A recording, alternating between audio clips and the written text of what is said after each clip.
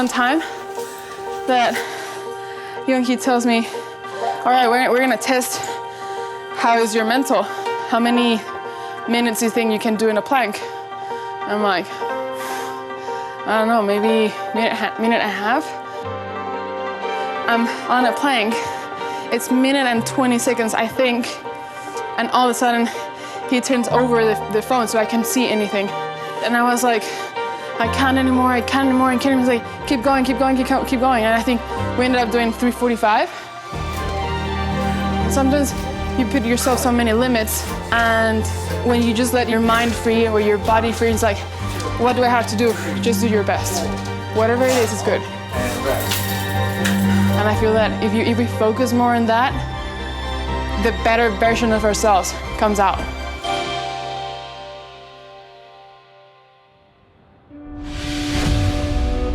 As the players get ready for the 72 holes that will decide the winner-take-all prize of $1.5 million, some turn to Paul Baymer, a one-man club fixer who acts not only as a swordsmith, carefully constructing the perfect weapon for each warrior, he also plays the role as friend and counselor, as he follows the players all over the country to make sure they are prepared for each perfectly practiced swing. And at this time, they want their wedge just a little bit stronger. Right now, it's 2 degrees flat, and it's just a little bit weak.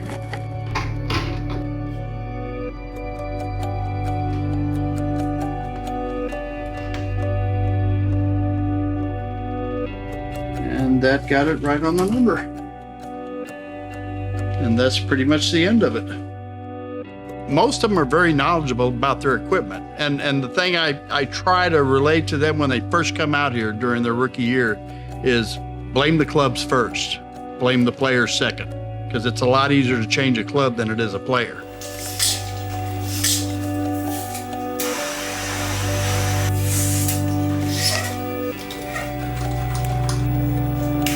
The people I get to meet out here, and they're so varied from so many different cultures.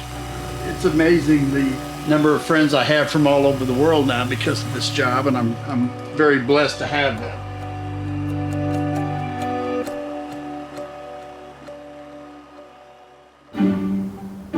The passport stamps tally up quickly on the LPGA Tour, with tournaments regularly played across the globe.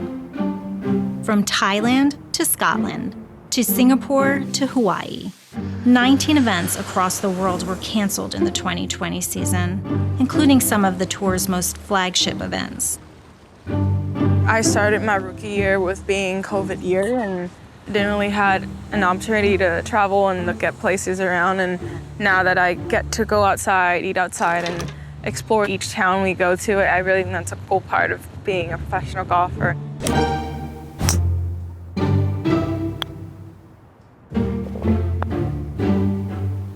I just feel like counting down the days until off season now, I feel like it's been long. And when you play and be in contention a lot, it just gets really mentally draining because all the adrenaline and stuff. So I would say I'm a little bit beat up, but I'm just excited to finish out strong and have a nice off season and try to get better.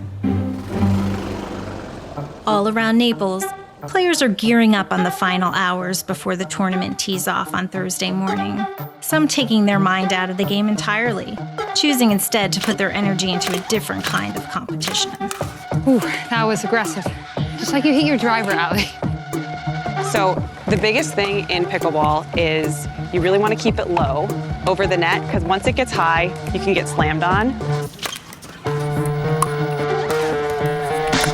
You have to serve cross court. The serve has to bounce. When they return it, it has to bounce. There's a little square up by the net called the kitchen that you can't step in if you're gonna slam it. As long as you keep the ball low over the net and short, you're not gonna get slammed on, but it's a lot easier said than done. And you say you're the best? I'm saying on tour that I know of, probably. Sophia would object for sure. Yeah, I know, I knew that wasn't gonna go well. Okay, 0-0 start, we don't need any advantages. Yeah, come on. Oh, nice point. See, here's the thing. She's very good, but there are a couple shots that I'm better at. have a nasty backhand slice and very deep serve return. I'm pretty good at the net. I'm gonna remain a neutral party because I'm obviously not the best. I think so much of professional sports in general is balance. For me, that's balancing family time, it's balancing, golf. Finding ways to make sure golf is not constantly on my mind what I'm doing. 2, 3, 4, 5. I like to have connection, and sometimes working out it can be boring when you're doing it alone.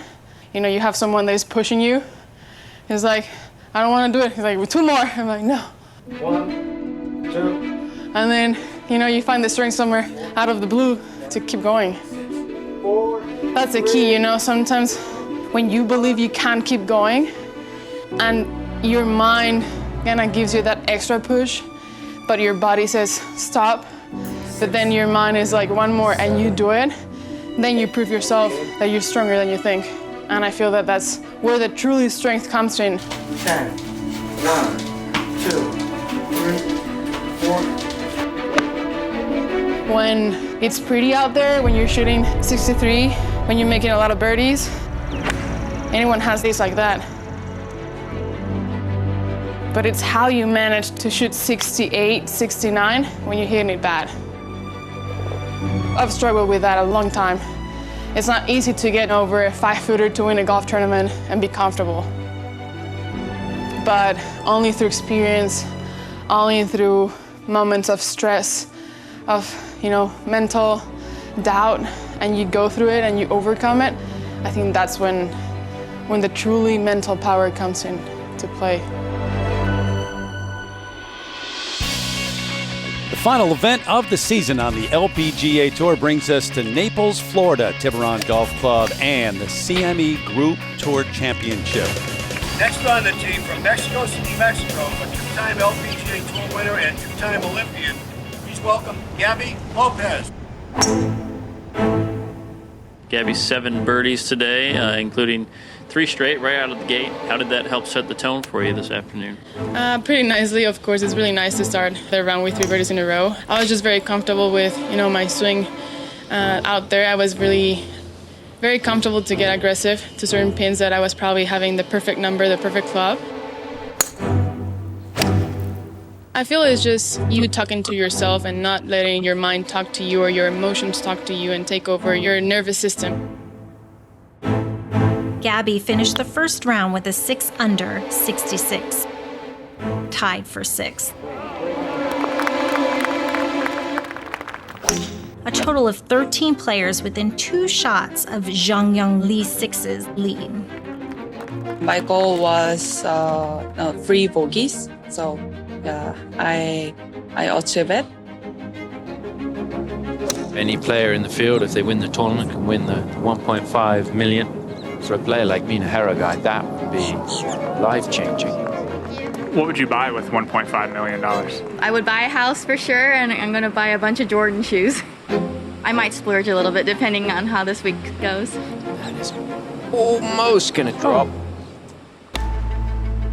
Yeah, if your eyes tell the story, she thought it was nice. Yeah, knew it.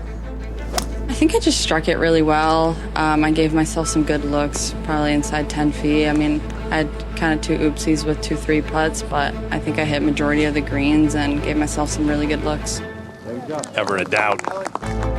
I'm just trying to focus really on my body and being mentally and physically prepared into these next couple days. But I mean, we're here. Everyone has a chance to win 1.5. Everyone's playing good golf, and you need everything to be on your side to win. So I just tee it up and I just try to take it 1 shot at a time. Yeah, read it's perfect. You can see that ball bang on line.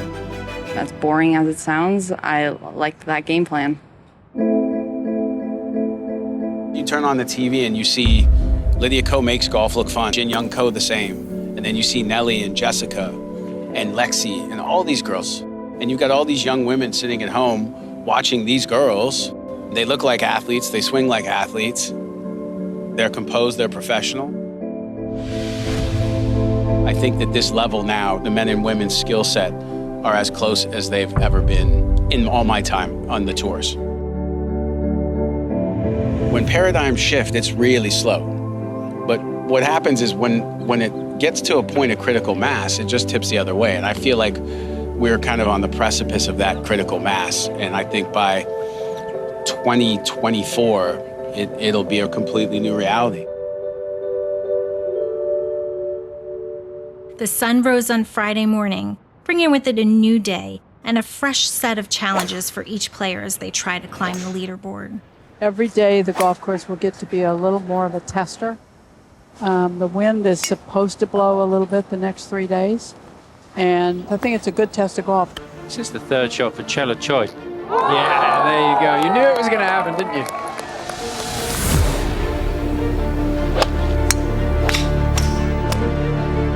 Little breeze helping flags still, though. This is right at it. Well, yes, it is. Now Lexi for the par. Oh, that is so disappointing. It's a little bit windy out here today. It was a little bit wet yesterday. Yeah. How different does the golf course play in like, I guess in 24 hours with such different conditions? Yeah, it was 2 very different days. It's firming up with today with the wind, just drying it out a bit more. But this wind is kind of what you expect in Florida. I mean, there's usually a constant 10 to 15 mile per hour wind always. How about Jin Young Ko, that left wrist injury? Yeah, Terry, I had a chance to speak with her team who tells me that Ko has been dealing with pain. The injury flared up again last week at the Pelican Women's Championship. And when I asked if Ko would physically be up for playing the rest of the week, her team tells me they're hopeful she'll be able to continue to play. And one way she's been trying to mitigate the pain is just by not practicing. How's your wrist doing? Well, my caddy said yesterday, number 11, this is no point if you have really bad injury, you can withdraw or whatever. But I said, yeah, I'm sick right now, but I don't want to withdraw. I wanted to play till 18 holes yesterday, and I had icing last night, and it was getting better. So she is now in a tie for second. What's it say about your confidence level that you can go onto the golf course without hitting a full shot in practice and going out and shooting the scores that you shot the first 2 days? I don't know. Just hit the ball straight and just choose right club and choose right direction from the wind and read a break right, and yeah, just enjoy. It's fun.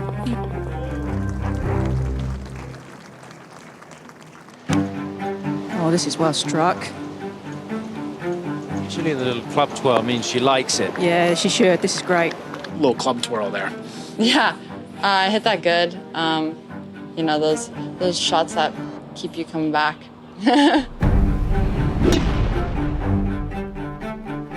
Wind really blowing here. Georgia Hall to finish at 9 under. Knew it early, had the walk. Looks confident right now.